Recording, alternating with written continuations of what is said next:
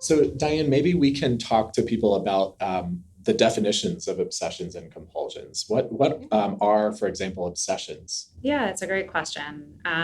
It can sometimes be tricky for people to figure out on their own. So we define obsessions as intrusive thoughts, images, or impulses that keep coming into their head over and over.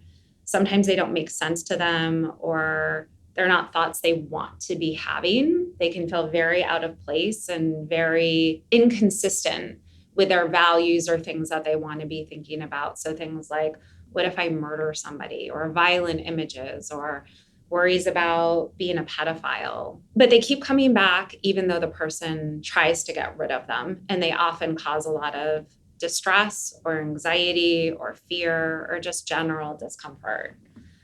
Compulsions, on the other hand, are things that people are doing in a repetitive way in response to those thoughts. So the idea with compulsions is you do something to try to get the thought go away or to try to get the anxiety from the thought to go away. So these can be things that we can see, like washing hands over and over, or organizing or straightening things up.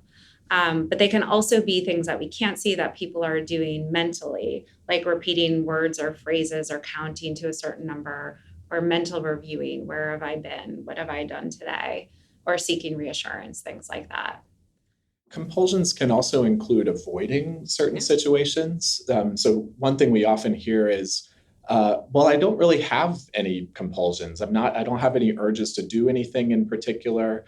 But when you ask somebody in more detail about how they spend their time and what they're doing on a day to day basis, you realize that there are certain scenarios or situations or people even that they're avoiding most of the Mhm. time. And usually why that is because those situations bring up some intrusive thoughts that cause a lot of distress for that person.